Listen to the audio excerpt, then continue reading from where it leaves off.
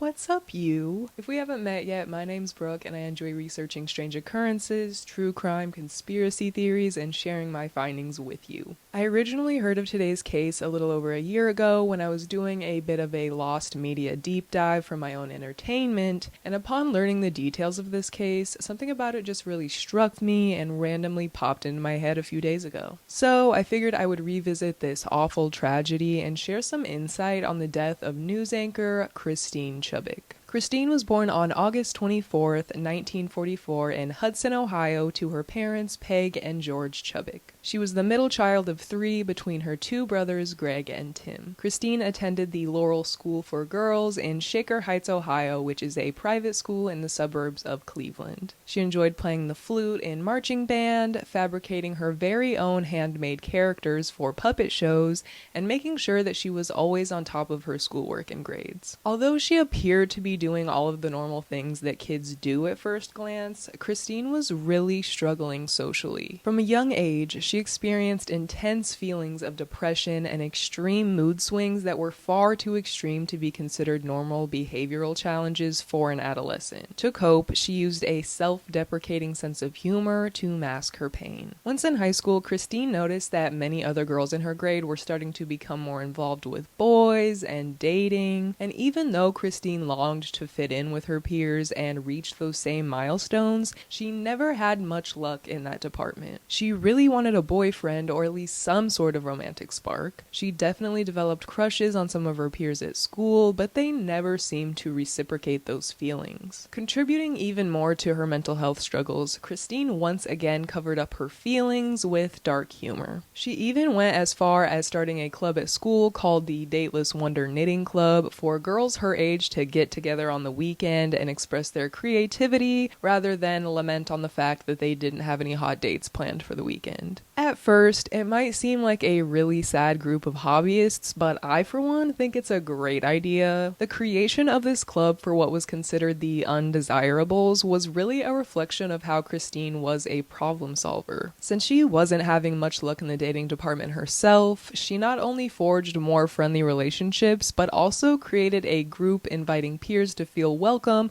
whether they also struggled in love or just really weren't interested in romance. At 16, Christine actually did manage to catch a suitor's eye, but unfortunately, he was 23 years old. I could write a whole thesis about grown men pursuing high school girls and just younger women in general, but that is a conversation for another day. If you know, you know. This relationship was very short-lived though, because Christine's older boyfriend actually passed away unexpectedly in a car accident. The loss of what she considered to be her first love really took a toll on 16-year-old Christine. Already struggling with her mental health, things seemed to be progressively continuing downhill. Over the next several years, Christine's parents Peg and George spared no expense, spending hundreds of thousands of dollars on mental health services for their daughter. Her brother Greg has stated that even though these times were extremely stressful on the entire family and a bit of a financial burden as well, the Chubbuck parents were always 100% dedicated to displaying love to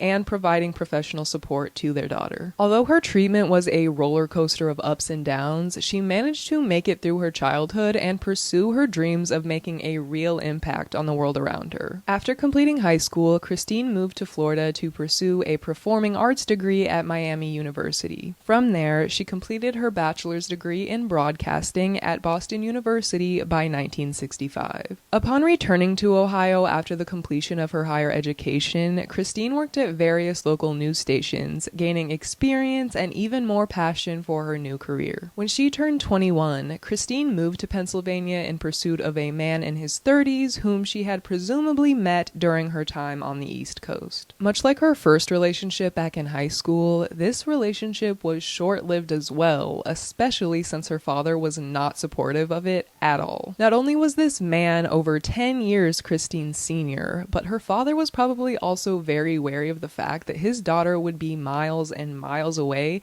from the stability and familiarity that she had come to know in their home state. After this relationship came to an end, Christine decided to move back to Florida, where she had gotten her first degree, to live with her recently divorced mother, Peg. Peg had her own home in Siesta Siesta Key, Florida, outfitted with a perfect little guest house in the backyard. The cottage seemed to be a perfect fit for Christine. Being that she was in a newer environment and coming off of a disappointing heartbreak, she was quick to make this place feel as comfortable as possible for her. She designed her new space with what many articles would describe as teen-like, with colorful paint on the walls and a canopy over her bed. Since she and all of her siblings had maintained close relationships with both of their parents following their divorce, particularly their mother, Christine's brothers Tim and Greg often had periods of staying at the home in Siesta Key as well. Their proximity to each other really improved their relationships, and the four became like best friends. To go along with her new atmosphere, Christine decided to switch up her career a bit and work as a computer operator at a local hospital for about 4 years. Even after all those years, she hadn't lost her love for broadcasting and decided to return to news anchoring and reporting for local stations around Siesta Key. Finally, Christine landed a reporter position at Channel 40 WXLT in Sarasota. Almost as if she'd never left, Christine carried with her a respectable reputation as a talented journalist. She worked really hard and took her role very seriously, staying late to produce quality stories. Just as they had always been, Christine's family members admired her diligence in pursuing her passions. Her mother bought her designer clothes to wear to work in order to help boost her confidence, and her grandparents made sure to tune in for each and every episode that Christine had a hand in. Her coworkers quickly saw that Christine was a journalist to be reckoned with, but no matter how great everyone reassured her that she was, Christine faced some serious imposter syndrome. Imposter syndrome is a phenomenon that causes accomplished and competent individuals to feel like they're underskilled and undeserving of their accomplishments despite evidence of their abilities. This often leads to even greater feelings of anxiety and inadequacy,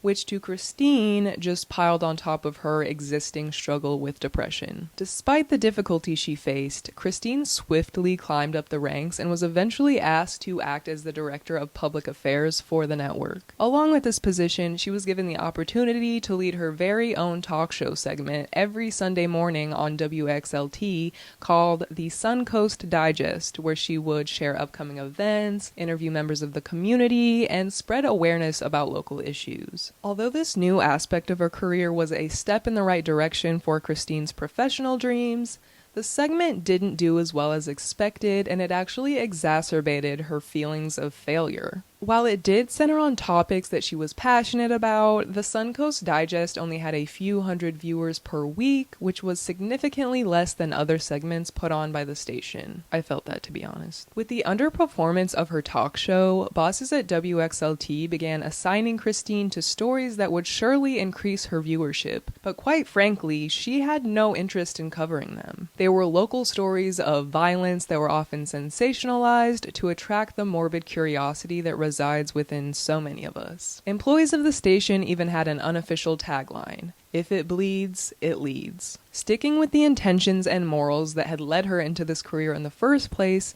Christine was very taken aback by the things that she was expected to cover. She felt that these gory and violent stories were exploitative and immoral, lacking any sort of real substance. She had absolutely no desire to utilize shock value as a ratings booster. Just as she had always intended, she wanted to use her core passion to make a positive impact by keeping the public informed on real issues. Being in the center of this tug-of-war between what her network is expecting of her and what she feels is truly the right thing to do, Christine became very overwhelmed. Compared to the hours of work she put in, she really wasn't getting paid reasonably. She took her commitment to journalism so seriously, yet feared that speaking out against her assigned duties would put a target on her back and prevent her from having a voice at all, which was one of her biggest fears. To make matters even worse, Christine hadn't made any improvements in the dating department, and as she grew older, the looming thought of her biological clock expiring worsened. At first glance, she appeared to be a very beautiful and successful woman despite the setbacks of her talk show. In her free time, she would volunteer at the Sarasota Memorial Hospital, performing for children with disabilities with the aid of her handmade puppets. She didn't seem like the type of person who would have any trouble finding love. But the people who were around Christine regularly, like her co-workers,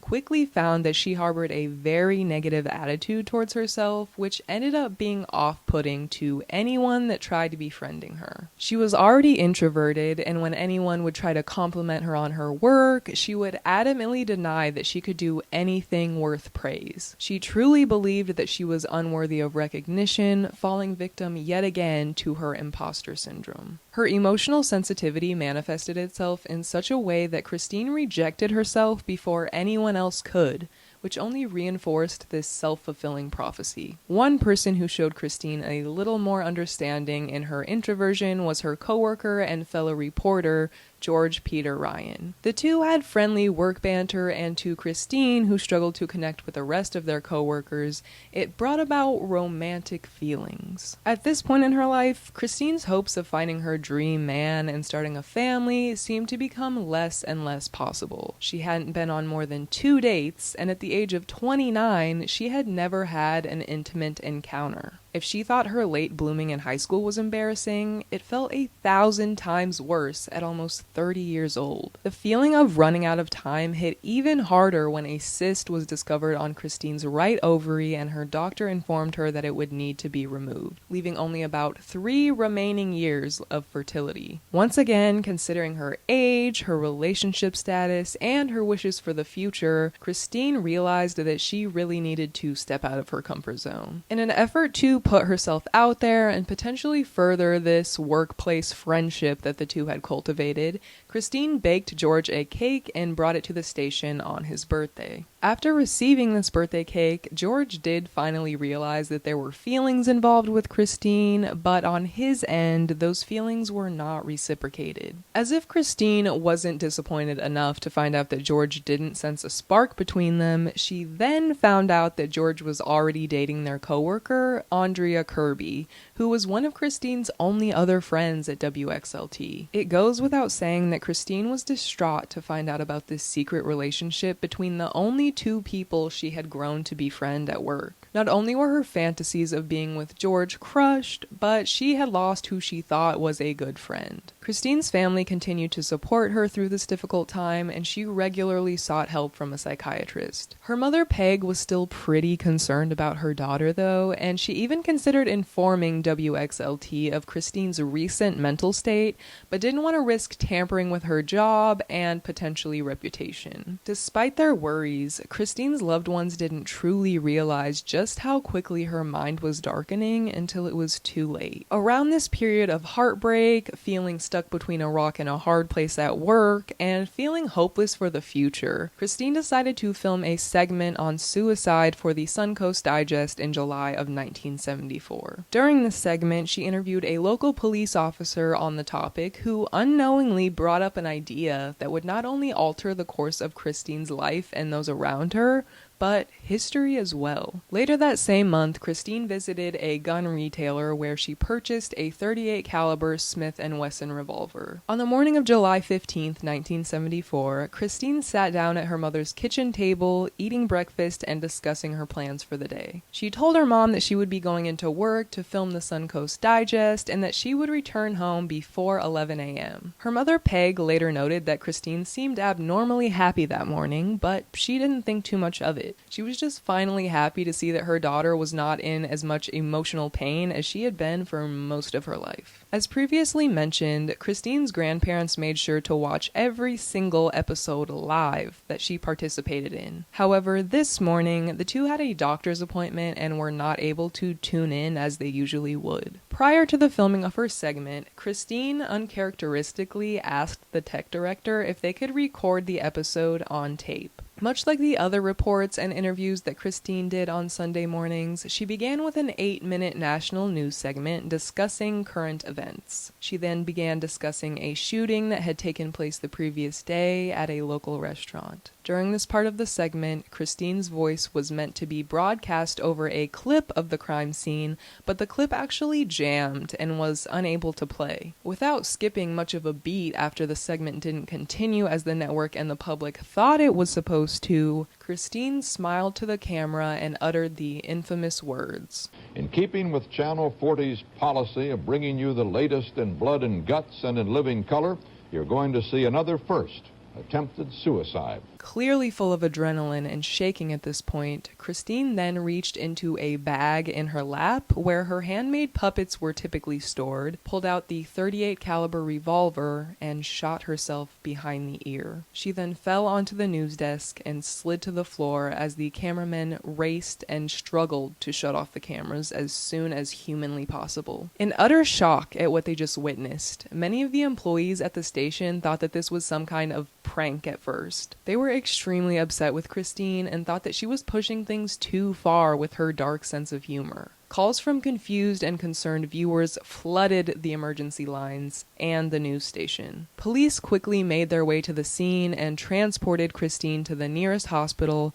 where her mother and brothers rushed to be by her side. Christine's boss actually found in the remainder of her script for that morning, she had written, quote, "She was rushed to Sarasota Memorial Hospital where she remained in critical condition." What 29-year-old Christine did not predict in this letter is that she would pass away in Sarasota Memorial Hospital only 14 hours later. One of the first steps in police intervention was confiscating this tape from the station so that it couldn't be distributed any further than it already had live. They held on to it for 2 days before releasing it back to the family, who were believed to have handed it over to a law firm for safekeeping. There are a lot of places out there on the internet where people claim to have a recording of this tape, but Christine's brother Greg has dedicated himself pretty extensively to keeping it under lock and key out of respect for his family and especially for his sister. In 2021, the audio version of the recording was allegedly leaked somehow, but I can't confirm if it's real or not, and honestly, I don't want to know. I won't be playing any part of it. This was a very real loss that continues to affect those close to Christine, even to this day. Following this tragedy, the entire country was talking about Christine Chubbuck and the Channel 40 news. It was the first and only televised suicide, and although absolutely horrific, sparked a lot of important conversations about mental health and media ethics. It shed a light on the importance of recognizing the warning signs of suicidal behavior, taking it seriously, and taking the proper action. It highlighted the impact of those working in mass communications to adhere to media ethics relating to impartiality, objectivity, balance, bias, and privacy as they are taught in their education. Channel 40 went against many of those principles, thriving off of violence and gore, which was likely a huge influence on Christine's ultimate decision. 2 movies were even made relating to Christine and the years leading up to her death. One, a psychological drama self-titled Christine, and the other, a documentary called Kate Plays Christine. I haven't seen the documentary personally, but I think that in the movie, Rebecca Hall did a really great job of playing Christine, and I would recommend it if you're thinking of watching. Some people believed that Christine had just reached her breaking point of depression and no longer held on to hope that her life would ever head in the direction that she wanted it to. A night editor at the station even admitted that he had had a conversation with Christine where she discussed thoughts of ending her own life on air, saying, "Well, Rob, I had this really nifty idea. I thought I'd bring it to work and blow myself away during my talk show." But this night editor just changed the subject because he thought that it was another one of Christine's dark jokes, and it made him uncomfortable. Other people were extremely upset, stating that Christine had selfishly and violently harassed them with this traumatizing scene. In my personal opinion, I can see both sides of the coin. Christine was clearly very depressed, according to the many that interacted with her. The fact that she was acting happy that morning while eating breakfast with her mother is actually a very telling sign that somebody is reaching a breaking point in their mental well-being. People tend to act happy when they've come to terms with their plan to die because despite the truth that they're not a failure and that there are people who love and care about them, they long for the relief of no longer experiencing pain day after day. Going back even a few weeks before the incident, Christine had hosted a house party for her coworkers who were pleasantly surprised to see just how much she seemed to be enjoying herself when they were so used to seeing her seeming sad and out of place at work. One of her coworkers later pointed out the chilling fact that Christine hosted this party as her own going away, but the guests were completely unaware of what she had planned next. Although there were many signs, I think the fact that Christine was struggling for so long made the people around her believe that this sad and depressed version of her was just her baseline personality and that it wasn't nearing an emergency situation. She wanted a husband, she wanted children, she wanted that dream so badly. Her parents dedicated much of their time and resources to getting their beloved daughter help and showing her love, but at the end of the day, she felt that she couldn't go on without these certain aspects of her life that she never thought that she would have. No matter how introverted a person may be, humans are considered social creatures by nature. We rely heavily on communication, companionship, and complex relationships to navigate our world and our humanly experience. Add on the growing resentment towards the industry that she had once had true passion for, and Christine probably felt like she was wanting to cause others to feel the pain